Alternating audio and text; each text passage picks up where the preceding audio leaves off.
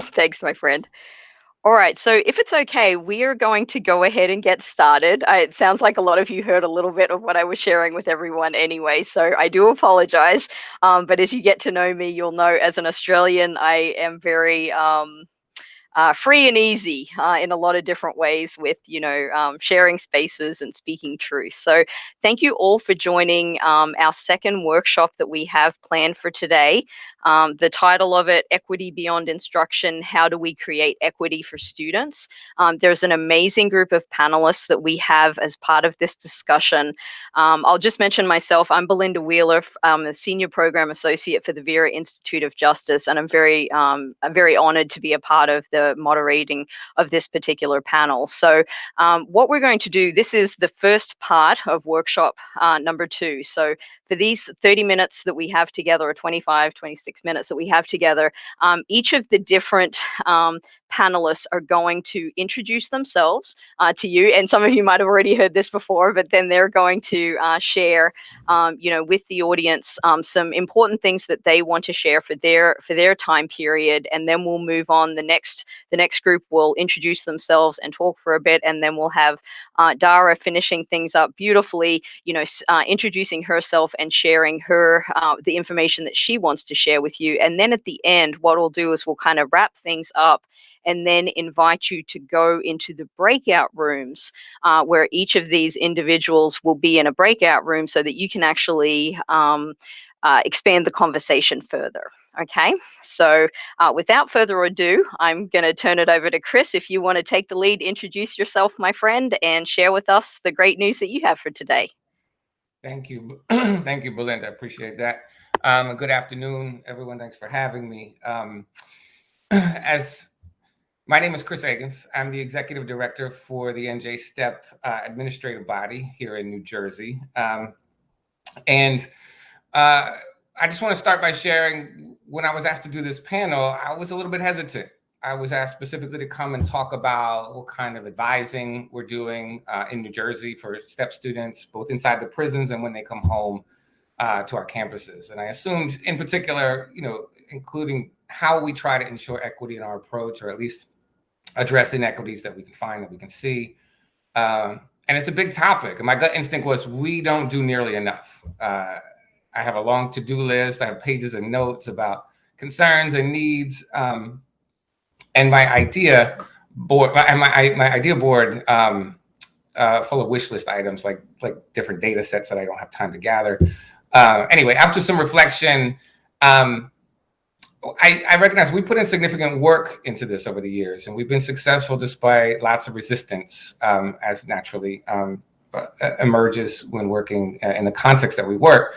And we've done so in a complex ecosystem. So in New Jersey, we have a consortium of college partners. We work directly with Raritan Valley Community College, Rutgers University, Newark, Princeton University, to put together a pipeline program that feeds in associates to a baccalaureate degree, and then, of course, work upon reentry.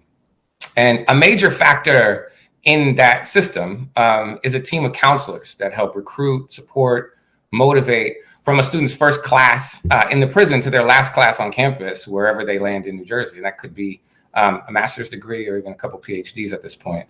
And we follow students. We follow students when they get transferred to assessment centers, when they get transferred to halfway houses or to another facility, to ensure that they can continue their work. And we counsel and advise them every step of the way on their journey. And within the system, we've been able to ensure that our recruitment efforts and our ongoing enrollment numbers are almost exactly on par with the racial demographics in our already very racially disparate prisons in New Jersey. And we continue to boost representation for underrepresented Black and Brown, low-income, transgender, LGBTQ scholars in our least diverse campuses across the state. So we're adding, significant value to the campus experience for the other students attending those campuses. But this doesn't just happen naturally. There are a lot of forces within the systems we work with that resist this equitable representation. And we've had to evolve our strategies around recruitment and advising to have a major influence on this over the years. But before diving into any details around that, I think that's probably best suited for the breakout session. I guess I just want to frame that as a program or as a director of a program that sits at a college, I'm constantly forced to challenge what our advising philosophy should be.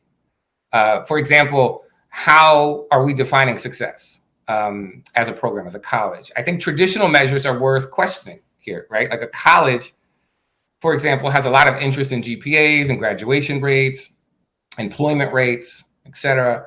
But these are quantifiable and they justify our existence. And that's why there are our measures.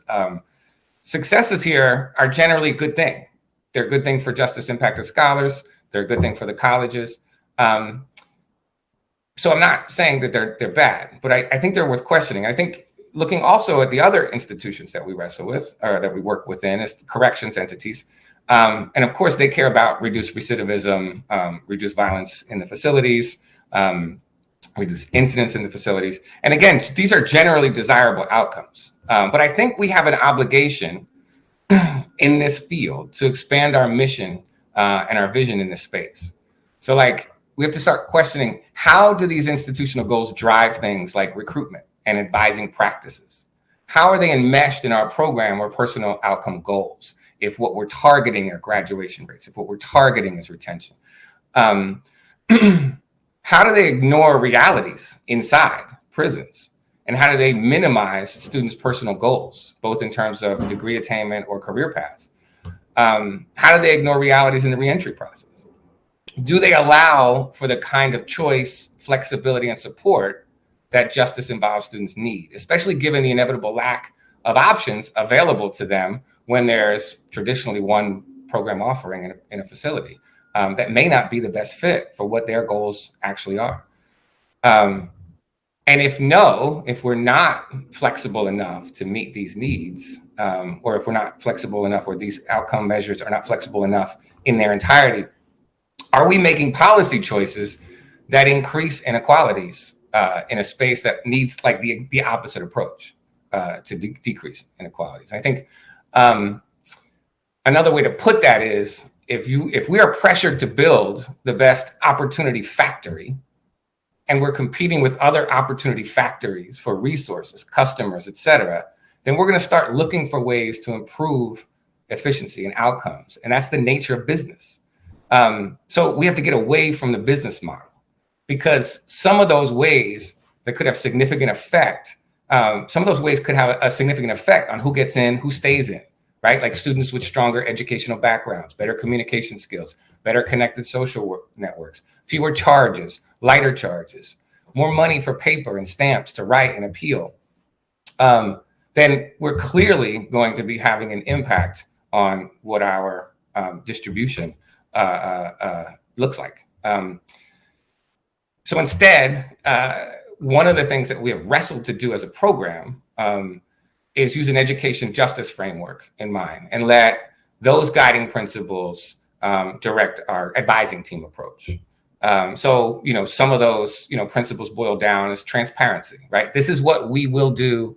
This is what we expect. Now let's hold each other accountable. You as a student, us as a program. Starting with a strength versus deficit-based models in advising. And that's hard to do when you're working in a prison and you have a lot of challenges to really keep that framework. Keeping student input and feedback loops at the forefront. So, we had impacted students had equal seats in the initial STEP vision and grant in our initial MOU deliberations.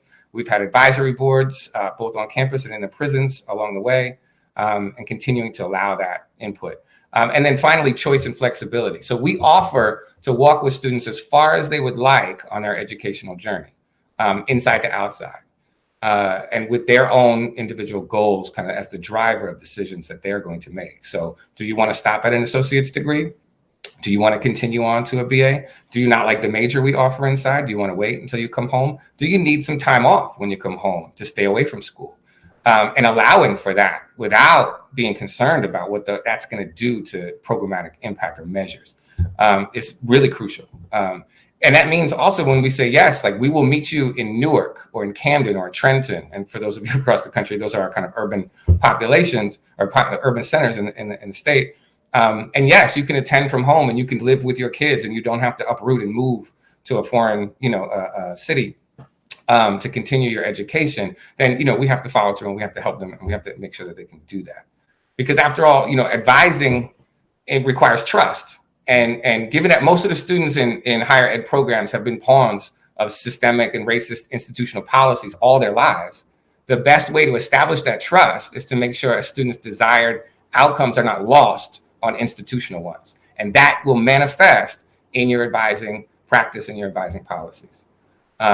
Just an aside, some of those principles that, or most of those principles that I just outlined are really neatly packaged into the appreciative inquiry model. And we're currently in the process as a program of getting all of our counselors and advisors and all of our staff front to back trained on the appreciative inquiry process. We have a center here at Rutgers Newark. I'm happy to share details on that if anybody's interested.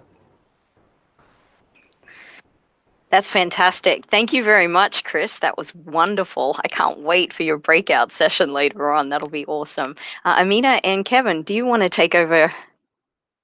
Thank you. Thank you. Kevin, you want me to take the lead or you want to go first? How you feel? I will defer to you, Aminah. All right, I'll start. Hi, everyone. My name is Aminah Elster. I use she, her pronouns. And I am a formerly incarcerated scholar and student. My higher educational pursuits started while incarcerated, serving a life sentence in California.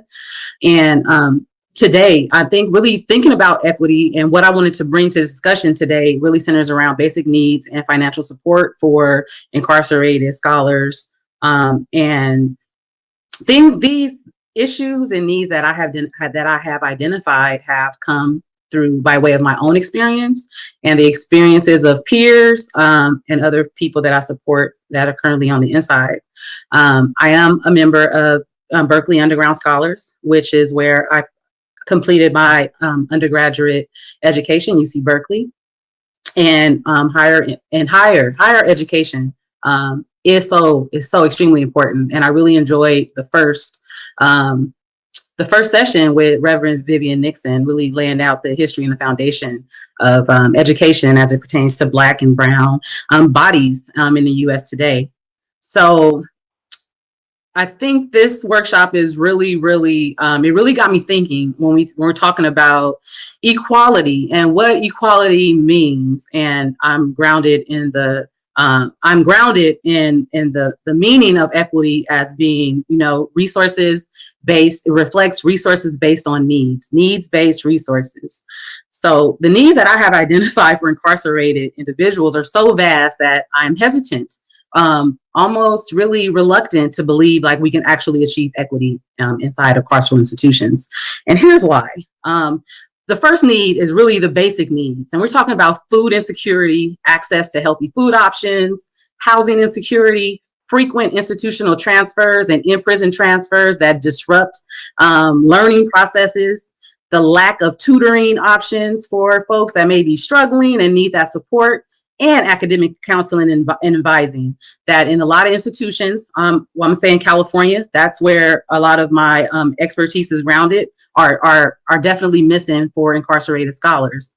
Of course, there's the financial support, and it's difficult to focus on academic studies when students are faced with little to no access to hygiene items, personal care items, etc.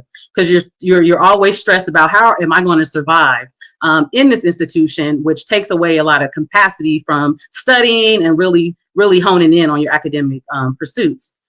Then there's access to safe and co-learning environments.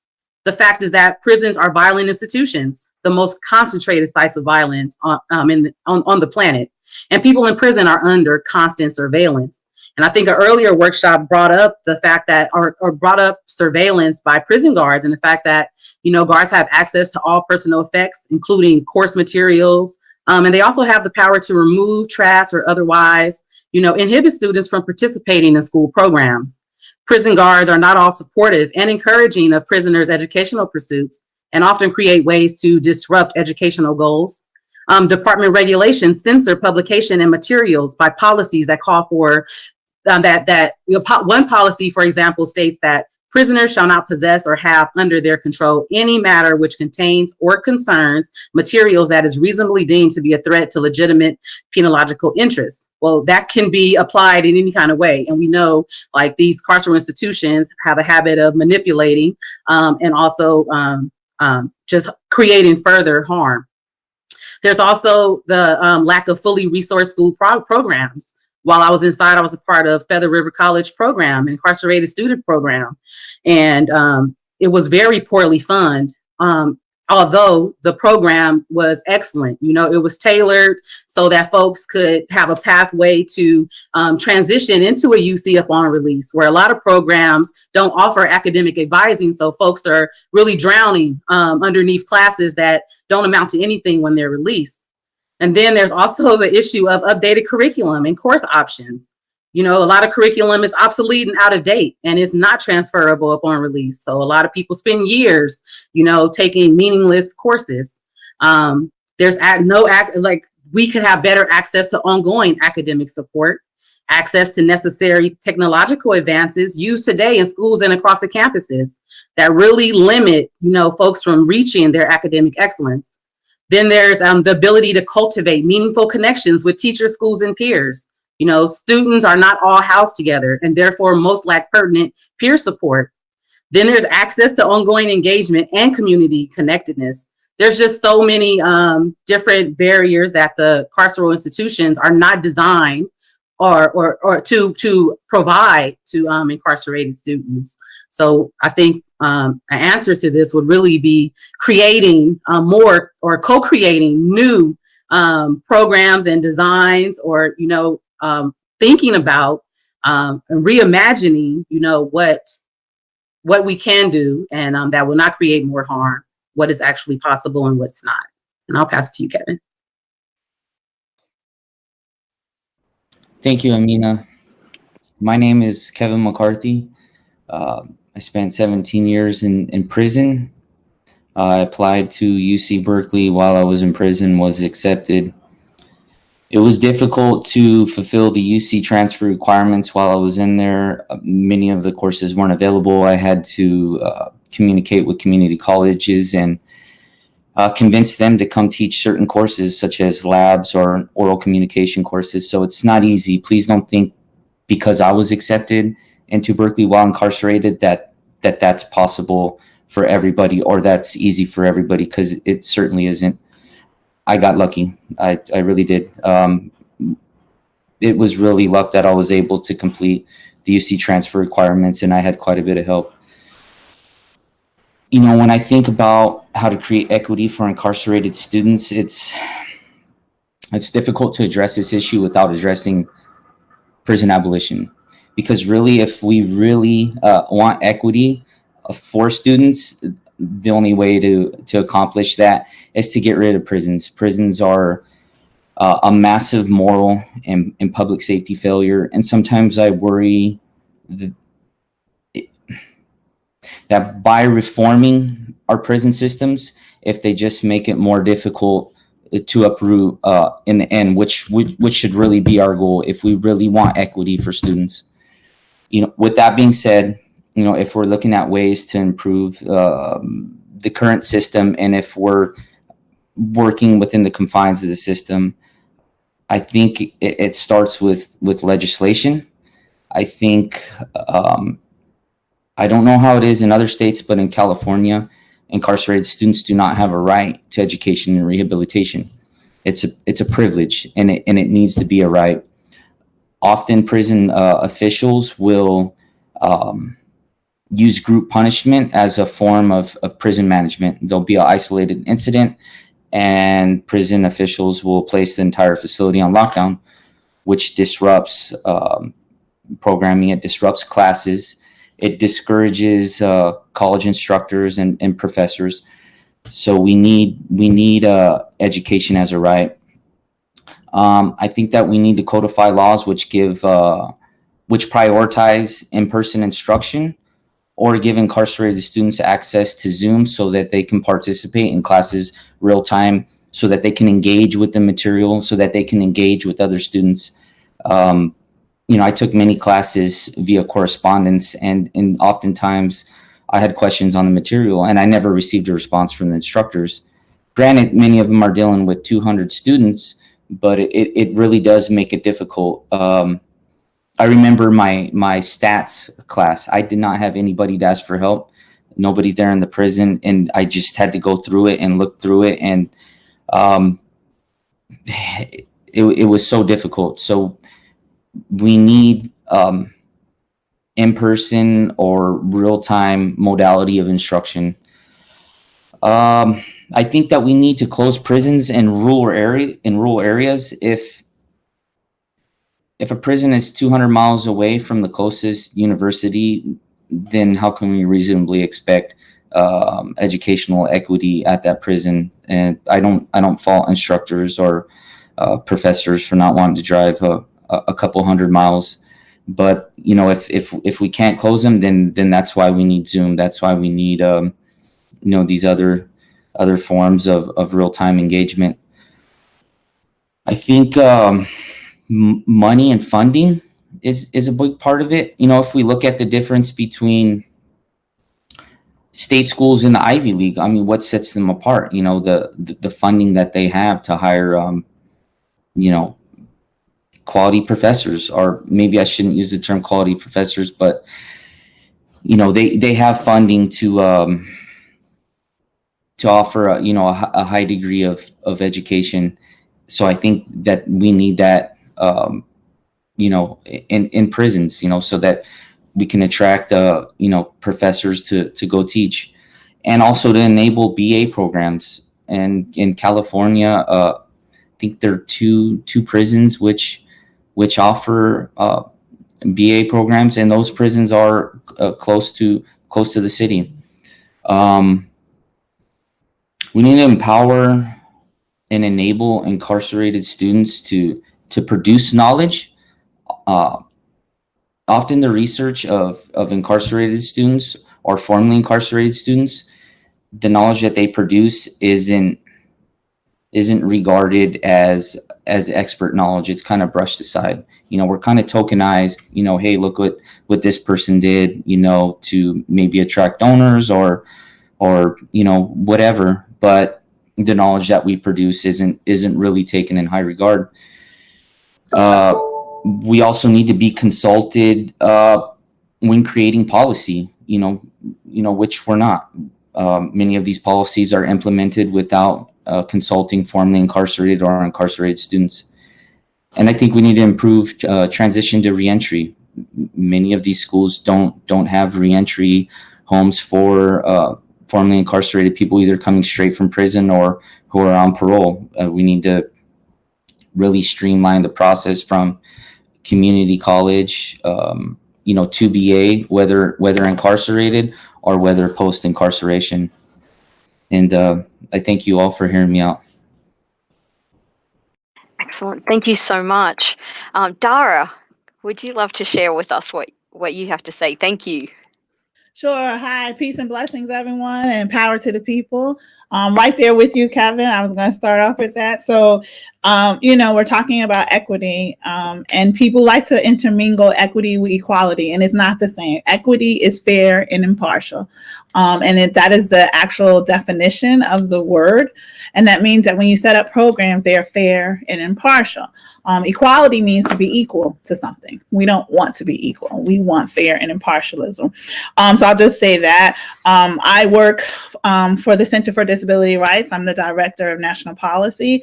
The Center for Disability Rights is a CIL, which is a Center for Independent Living, non-residential centers where people with disabilities go for services.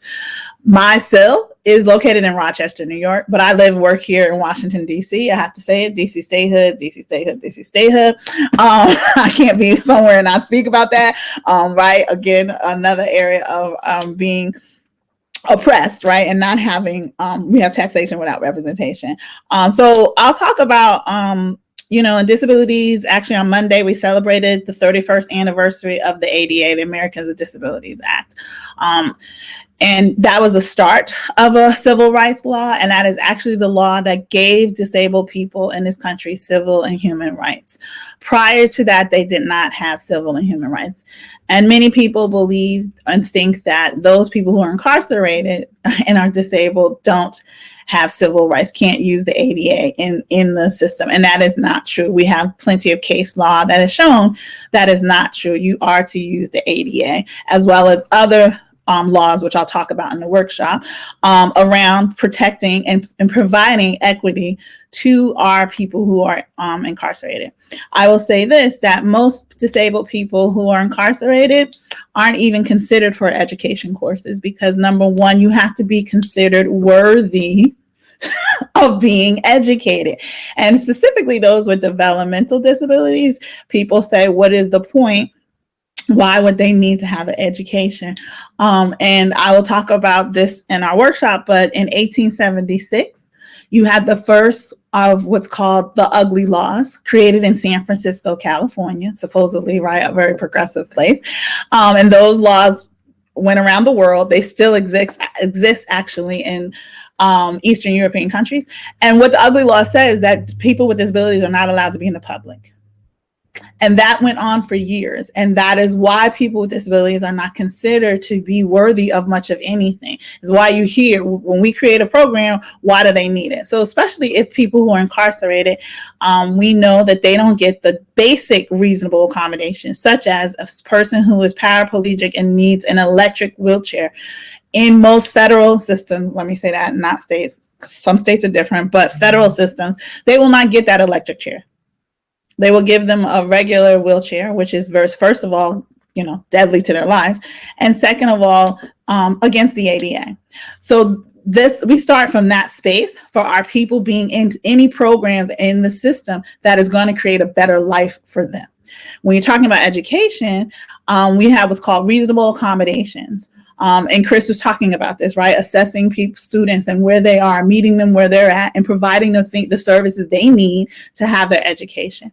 We have some people who are blind and low vision or deaf and hard of hearing. They may need ASL interpreters. They're not going to provide an ASL interpreter for student classes.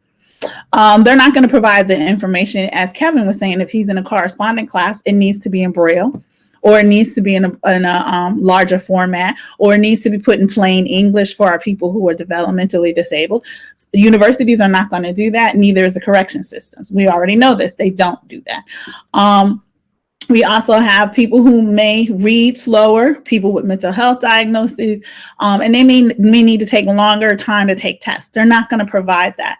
That is never provided in the universities outside of the schools we fight it. So forget inside of any systems. And the last thing I'll talk about, because I know we have the workshop and we'll talk further, is what Kevin touched on. We are abolitionists. We do not believe there are any institutions in this country or in this world that are necessary or needed. People with disabilities have been put into institutions for years just by the fact of being born. And that needs to end.